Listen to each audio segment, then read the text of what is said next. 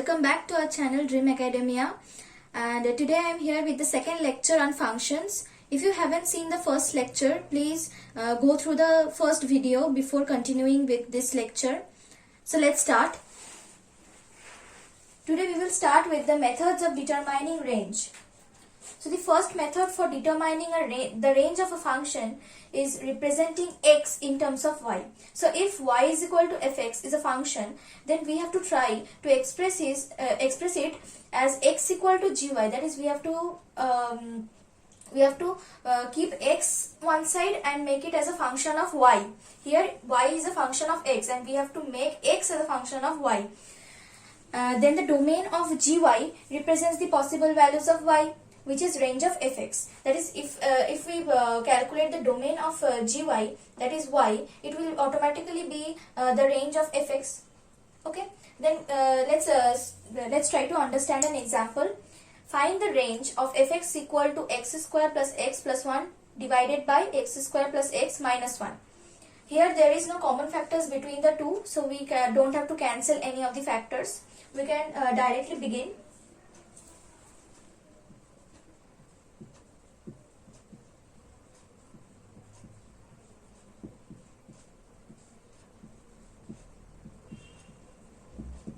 So this fx can be also written as y.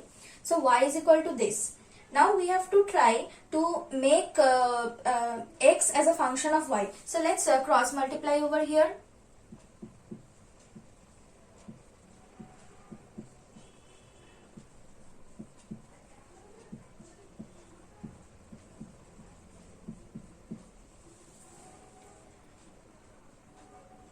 Now, in order to make this function of y, we need to do some adjustments.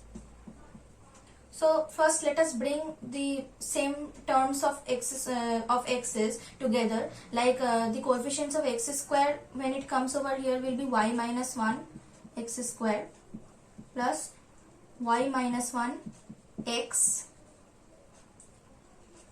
minus y minus 1 equals 0, right? Now further, if y equal to 1, then you can see that this equation reduces to minus 2 equal to 0. If you put y is equal to 1 over here, this is a matter of practice. You will soon understand how you will just determine which points you cannot take as the range. So if you take y is equal to 1, you will see that x square plus x plus 1 divided by x square plus x minus 1 implies that x square plus x minus 1 equal to x square plus x plus 1. So these simply get cut. That is, this simply gets cancelled on both sides and we are left with minus 1 equal to 1 or minus 2 equal to 0, which is absolutely absurd. So we cannot take y is equal to 1. So y should not be equal to 1. Then next, what we have to do is, if y not equal to 1, then we can see that this equation is a quadratic. This equation is a quadratic in x and has real roots if the discriminant is greater than or equal to 0. This means that b square minus 4ac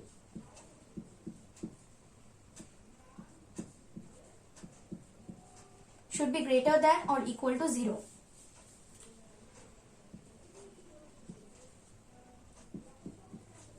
Then solving it a little bit, we can easily find that this inequality is satisfied when y is either less than or equal to minus 3 by 5, or this inequality satisfies when y greater than equal to 1. But I have already told you that y cannot be equal to 1, so we have to just cancel this. It will be strict inequality. Y should be strictly greater than 1 and it should not have any values which is equal to 1. So we finally obtain the range which is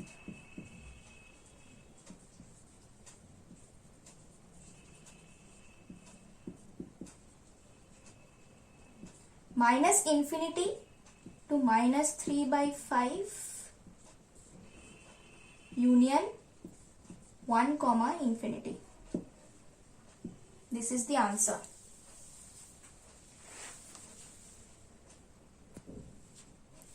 So the next method of determining range is the graphical method. In this method, the set of y coordinates of the graph of a function is the range.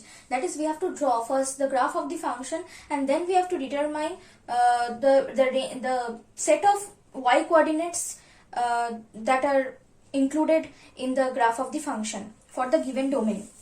So let's first do the first question. Find the range of fx equal to x square minus 4 divided by x minus 2. Now we can write it like this.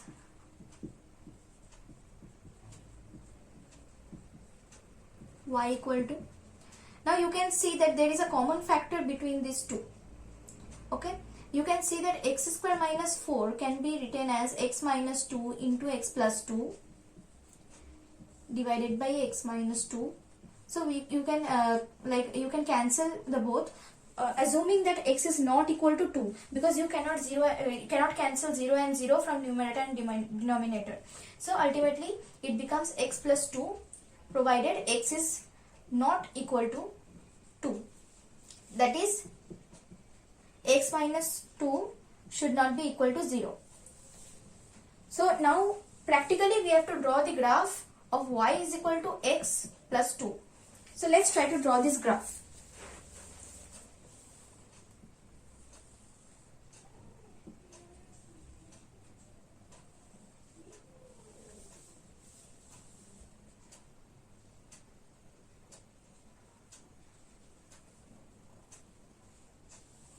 It will be like this. You can easily determine that. Now in this graph, only at one point the function is not defined, that is at x equal to 2. So if this is x equal to 2, if we put x equal to 2 over here, it becomes 4. So somewhere here is 4. And at this point the function is not defined. Let's say put a circle over here.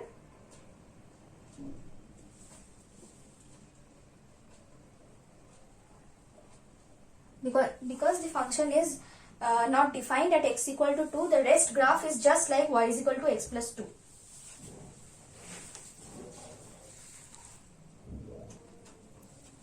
And hence the range of the function would be all the y coordinates in the graph of the function. That is, it will include all the real values on the number line excluding the point 2.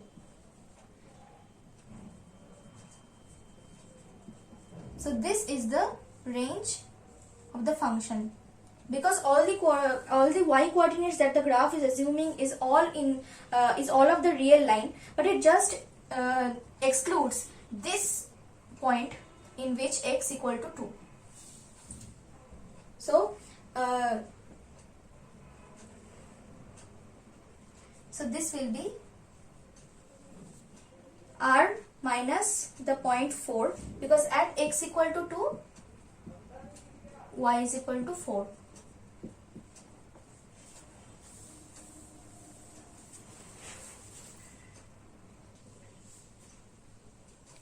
Now, if fx happens to be continuous in its domain, then the range of fx is minimum of fx, maximum of fx. For example, let us take this graph. In this graph, you can see that the domain is from A to B.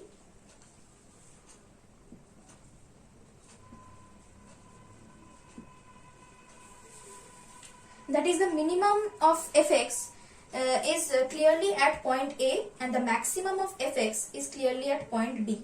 So the range should be the values y1, that is minimum of fx, and the maximum of this will be y2. That means that from y1 to y2 is our required range. Okay. Now, if fx is sectionally continuous function, that is, it is continuous for some time, then it has broken, and then it is again continuous, then it is broken, then it is again continuous.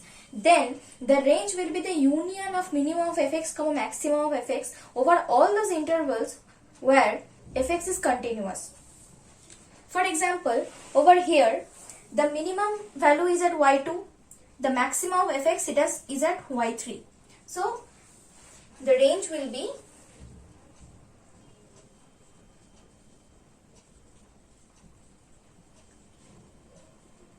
union.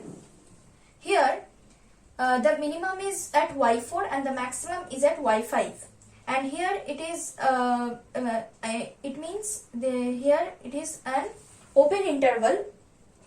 It is semi-open interval, that is, it is open at y4 and it is closed at y5. So we have to take a round bracket over here, y4 comma y5 union. In this y6 is the y7 is the minimum value and y6 is the maximum value of fx, and here it is open in at point y6. So the range here will be y7 comma y6. So this is the final range of this function.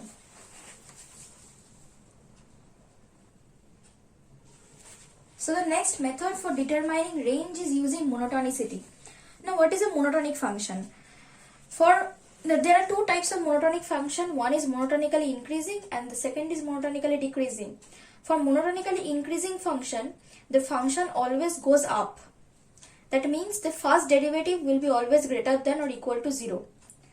And for monotonically decreasing function, the function always goes down. That is, the first derivative of the function will be always less than or equal to 0. It can also be a constant function. A constant function is both monotonically increasing and also monotonically decreasing. So excluding that, if the function goes up, it is monotonically increasing, and if the function goes down, only down, it cannot happen that it is fluctuating like this, then it is neither monotonic, neither monotonically increasing and nor monotonically decreasing. So this is the concept of monotonicity. Now, in case of monotonic continuous functions, the minimum and the maximum values lie at endpoints of the domain. That is, if we take a monotonically increasing function in the interval a comma b, then the range will be fa comma fb. For increasing function, the function will be like this. It can be like this, the function. So the minimum value is where? Here, and this is point a comma fa, and this is b comma fb. So the range will be what? It will be the minimum value of fx comma the maximum value of fx. Okay. And in case of monotonically decreasing function, the exact opposite occurs. That is, the function, if the function is like this, the endpoints will be, suppose this is a comma fa, and this is b comma fb. So the range will be the minimum value of fx, which is fb, comma the maximum value of fx, which is fa, that is this. So here is a list of monotonically increasing and monotonically decreasing functions. For now, you can just remember it. As time goes on, we will discuss some of these functions in detail.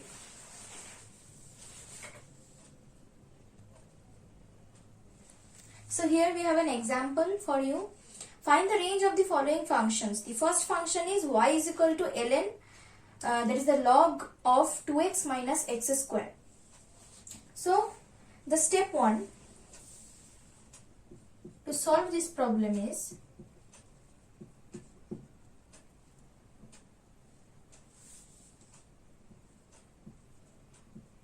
we have to look at this part first, 2x minus x square, and we need to determine that what values what values come from 2x minus x square. That is the range of 2x minus x square is what we need. So what we can do? We can see that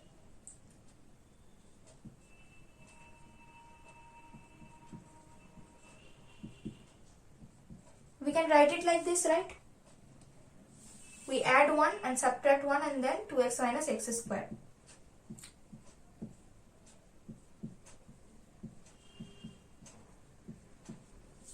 Fine. We are just taking minus common. What do we have here? X square minus 2x plus 1. So what is this? This is the expansion of x minus 1 whole square. So when what is the minimum value of x minus 1 whole square?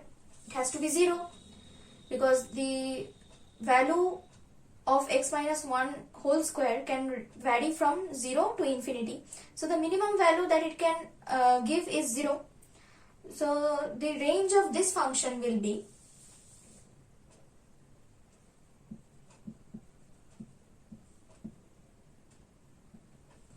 minus infinity, comma 1. Now the step 2.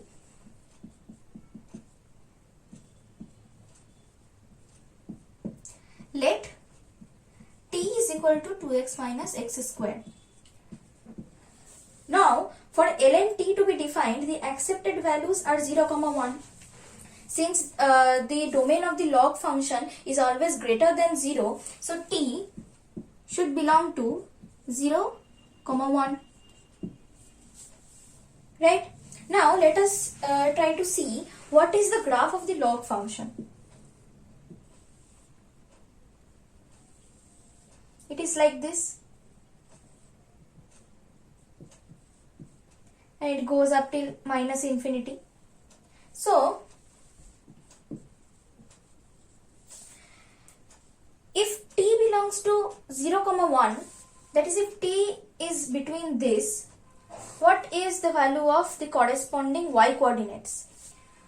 For t is equal to 0, we have y is equal to minus infinity, and for t is equal to 1, we have y is equal to 0. So the required range of this function will be from minus infinity to 0.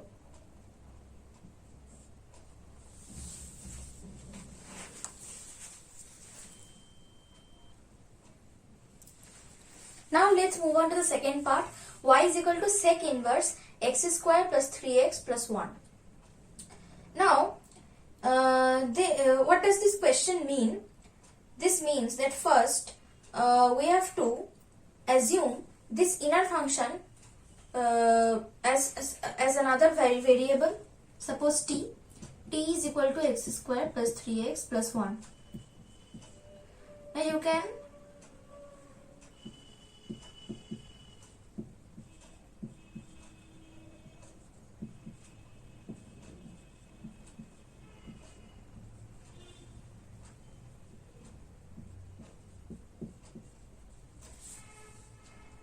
make some adjustments and write it like this: x square plus 2 into 3 by 2 x plus 3 by 2 whole square minus 5 by 4, because this will be 9 by 4 minus 5 by 4, which is equal to 1.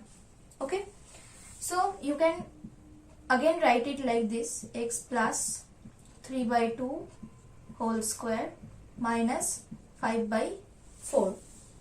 Now the minimum value of x plus 3 by 2 whole square is 0 and maximum value is infinite. So t belongs to minus 5 by 4 comma infinity. Okay, but y is equal to sec inverse of t, and the domain of sec inverse t excludes the interval minus 1, 1. So ultimately the possible values of t are minus 5 by 4 comma minus 1 union 1 comma infinity.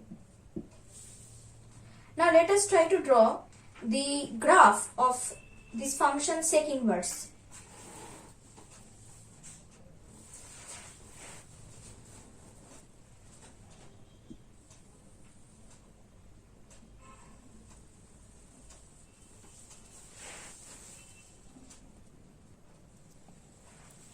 So this is the graph of the function. From here you can see for t belonging to 1 comma infinity, the value of y varies from 0 to pi by 2. So the range is 0 comma pi by 2 open, because it is becoming asymptotic near pi by 2, union between minus 5 by 4 comma minus 1. The range is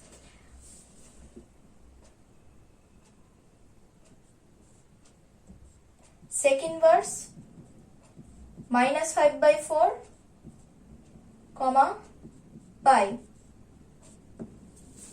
So this is the full range of the function y is equal to sec inverse x square plus 3x plus 1. So these are some do-it-yourself questions for you. You need to find the domain and range of these 5 functions and let me know the answer in the comment section below. So now we come to the various types of functions. First is the polynomial function. If a function f is defined by fx equal to a0 x power n plus a1 x power n minus 1 plus a2 x power n minus 2 plus dot dot dot plus n minus 1x plus an, where n is n belongs to non-negative integers and the coefficients a0, a1, a2 up to an belongs to the set of real numbers, and the leading coefficient a0 is non-zero, then f is equal, and then f is called the polynomial function of degree n. Now we have a note. There are only 2 polynomial functions satisfying the relation fx into f of 1 by x equal to fx plus f of 1 by x, which are fx equal to 1 plus minus x power n. Now we will do the proof of this note. First, let fx equal to a0 x power n plus a1 x power n minus 1 plus a n minus 1 x plus an. So then f of 1 by x is equal to, we just replace x with 1 by x in this, so we get a0 by x power n plus a1 by x power n minus 1 plus a n minus 1 by x plus an. Now, since the relation holds for many values of x, then we can compare the coefficients of x power n in this relation. So first we will find the coefficient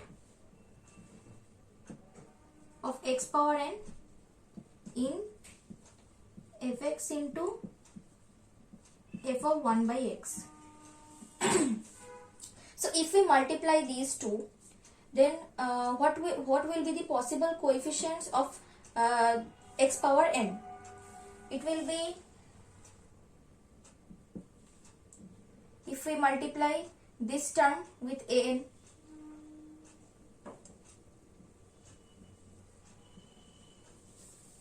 is any other possibility? Is there any other possibility? No. So the coefficient of x power n in the LHS is a0 into an. Now the coefficient of x power n in fx plus f of 1 by x.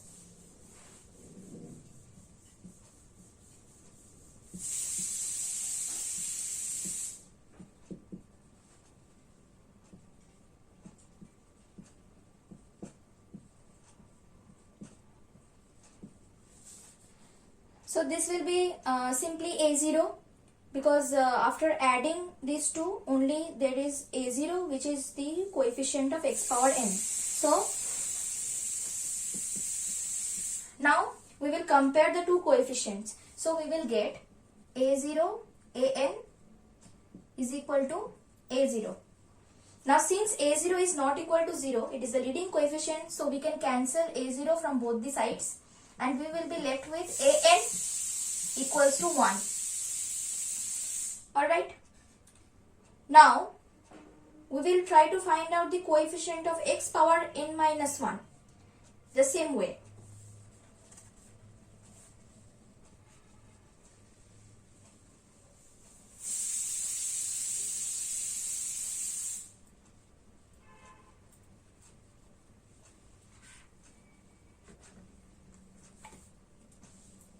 So the coefficient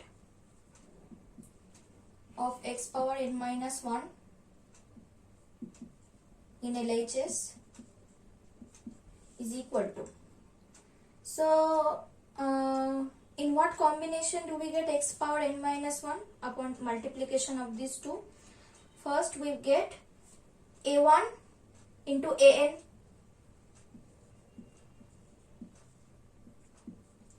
Next we get a0 into an minus 1.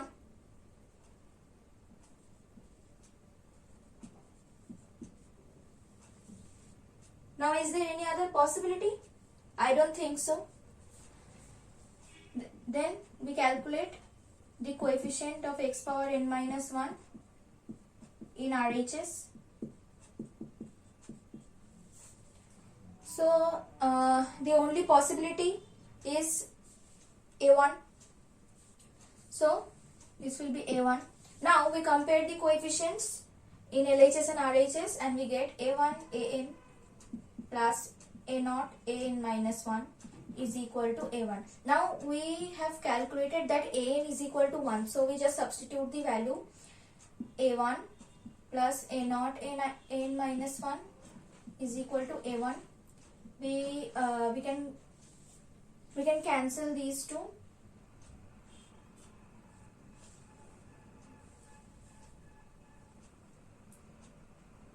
And we are left with an minus 1 is equal to 0 since a0 cannot be equal to 0.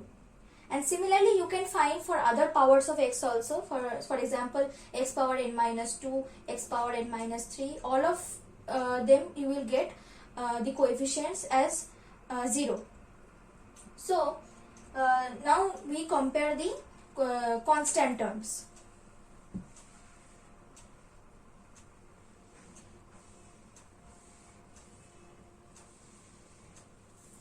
Now if we compare the constant terms, you will see that a0 square plus a1 square plus a2 square up to an square.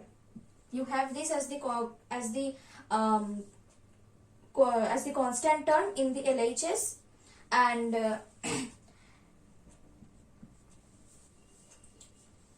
in the RHS you will get only one constant term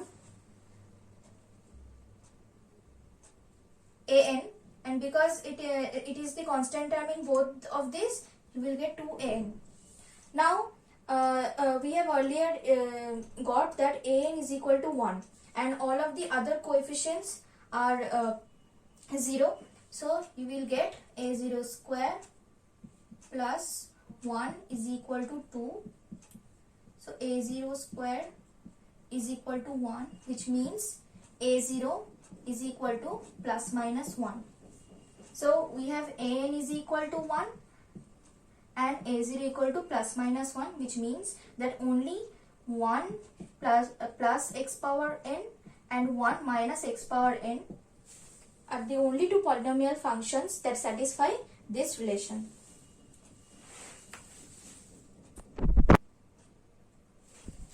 Next we have the algebraic function. So y is an algebraic function of x if it is a function that satisfies an algebraic expression of the form this, where n belongs to the set of positive integers, and p0x, p1x are polynomials in x. An example is y is equal to mod x is an algebraic function since it satisfies the equation y square minus x square equal to 0. Now we have two notes. All polynomial functions are algebraic but not the converse. This is quite evident because in an algebraic function you can have terms that have radical powers, but the condition for a function to be a polynomial is that the powers should always be non-negative integers. And the other note is a function that is not algebraic is called transcendental function. This is a simple definition. Next is the rational function. A rational function is a function of the form y is equal to fx is equal to gx upon hx, where g and h are polynomials and h is non-zero. And next we have the exponential function. It is a function of the form a power x, where a should be greater than 0, but it should not be equal to 1, and x is any real number. This function is called an exponential function, and we have two cases for which the graphs are different in this exponential function. For case 1, a greater than 1, we have the function like this, and it cuts the y-axis at the point 0, 1. And in case 2, for a lying between 0 and 1, we have the graph like this, and it also cuts the y-axis at 0, 1. You can see that this is a monotonically increasing graph and this is a monotonically decreasing graph. Next is the logarithmic function. It is the function of the form log base a x, and where a is greater than 0 and a not equal to 1, and also x should be greater than 0. In case 1, when a is greater than 1, the graph will be like this. It will be a monotonically increasing function. And in case 2, when a lies between 0 and 1, the function will be like this. It is a monotonically decreasing function. Next we have the absolute value function or the modulus function. The symbol of the mod function is fx equals to mod x. We put this like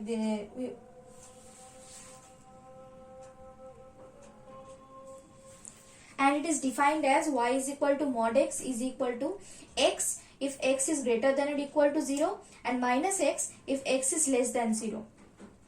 And its graph is like this. We have y is equal to x graph to the right of the y-axis, and y is equal to minus x graph to the left of the y-axis.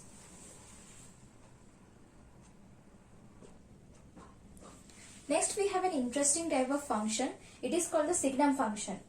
And the Signum function is defined like for x greater than 0, Signum function gives the value 1. For x equal to 0, it gives 0, and for x less than 0, it gives minus 1. It can be also written as mod x by x for x not equal to 0, and 0 for x equal to 0. And this is the graph of the Signum function. See, for x greater than 0, it is the y is equal to 1 line. At x equal to 0, it is the point 0, 0, and for x less than 0, we have the line y is equal to minus 1. Now note that signum of fx, that is the signum function of another function fx, is mod of fx divided by fx when fx is non-zero, and 0 when fx is equal to 0.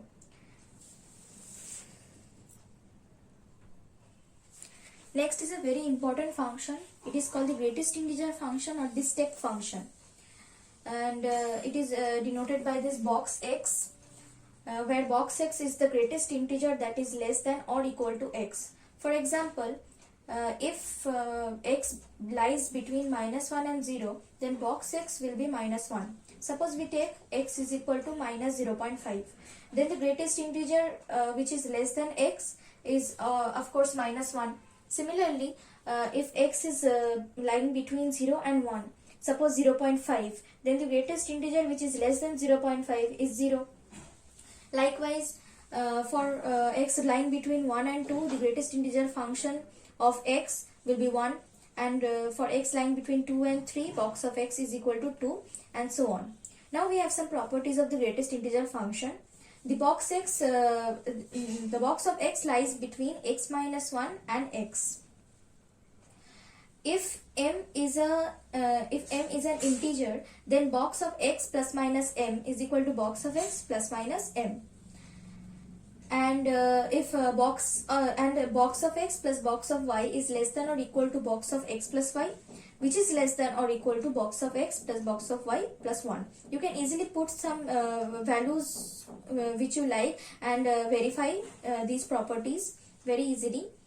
And the last property is box of x plus box of minus x is equal to 0 if x is an integer and minus 1 if x is not an integer. You can take, for example, x is equal to 1.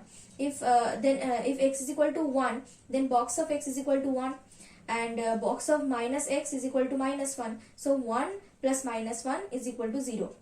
Now if we take a non-integer value, suppose 0.5, then box of 0.5 will be 0 and box of minus 0.5 will be minus 1. So 0 plus minus 1 is equal to minus 1. And this is the graph of the greatest integer function. This is pretty much the reason why it is called the step function. See, it looks like stairs or steps. You can derive the graph by putting the values between integral values and see that the function box x takes the greatest integer which is less than x. Next we have the fractional part function. It is defined as y is equal to fractional part of x is equal to x minus box x, where box x is the greatest integer function. For example, if we want to find out the fractional part of 2.1, then we have to do 2.1 minus box of 2.1, which is 2, which is equal to 0.1. Similarly, for minus 3.7, we need to do minus 3.7 minus the greatest integer function of this, which is minus 4, and we get 0.3 as the answer. Now the period of this function should be 1, because the fractional part function always lies between 0 and 1. The range of the fractional part is 0 and 1, is between 0 and 1. So this is the graph of fractional part function, and this graph is discontinuous at the integral points. Like you can see, it goes monotonically increasing from 0 to 1 and again from 1 to 2, and the function breaks at the integral points.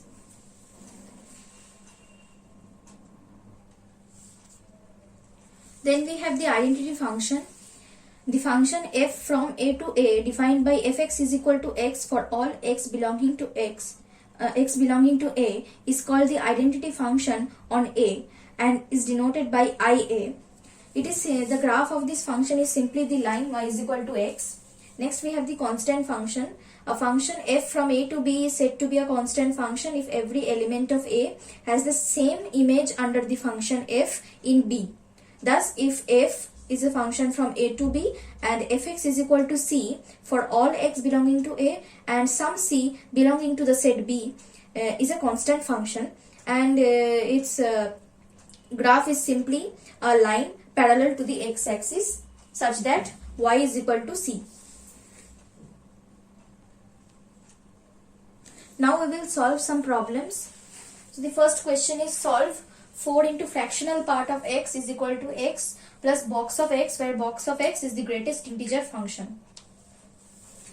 So firstly, we know that this x is consisting of the greatest integer function box x plus the fractional part of x. So we will rewrite this equation like this.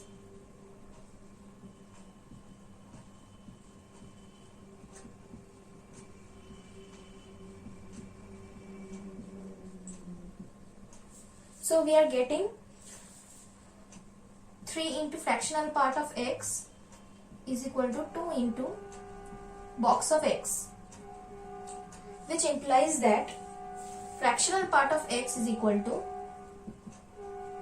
2/3 of box of x. Now what do we know? We know that the fractional part of x always lies between 0 and 1. So this 2/3 into box of x should always lie between 0 and 1. So as box x is always an integer, so the possible values are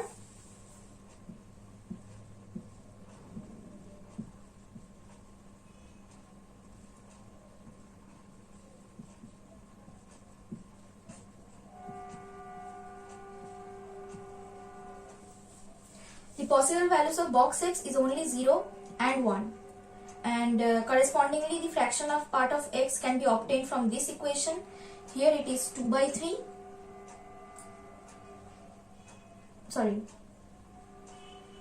here it is 0 and here it is 2/3.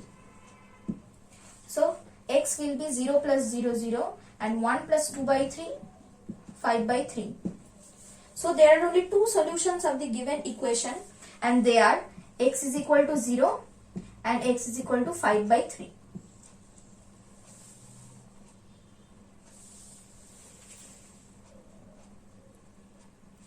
Next is, we need to draw the graph of fx is equal to Signum function of ln x. Now what was the Signum function?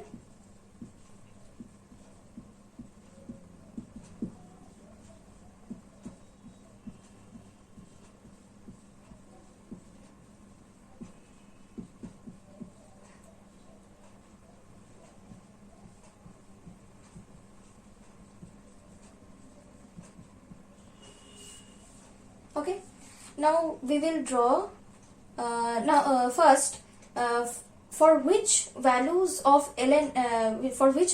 x does ln x give negative values. So first we need to think of the graph.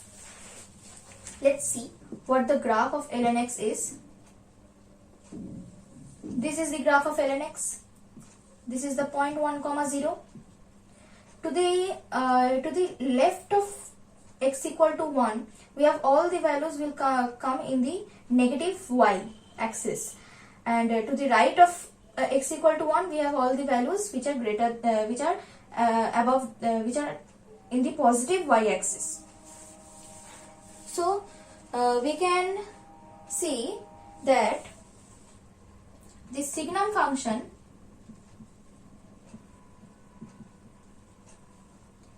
will be ln x by ln x is equal to 1 for x greater than 1. Now the ln x is 0 for x is equal to 1. So it will be 0 for x is equal to 1, and it will be minus of ln x by ln x when it is x less than 1. So it is this is equal to minus 1. Now we can easily draw the graph of fx.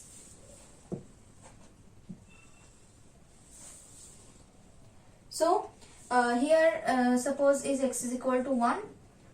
So to the right of 1 we have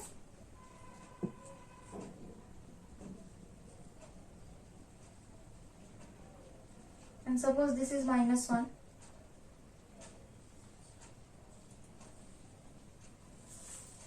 So this will be the graph of Signum function of ln x.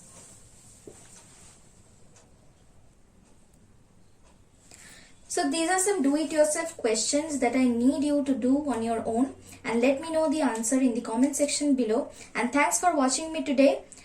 We have come to the end of the lecture, and please let me know if you have any further suggestions about how what type of questions I should cover for you all. And please like, comment and share this video, and subscribe to this channel if you haven't done it till now, and press the bell icon for more updates. Thank you. Bye bye.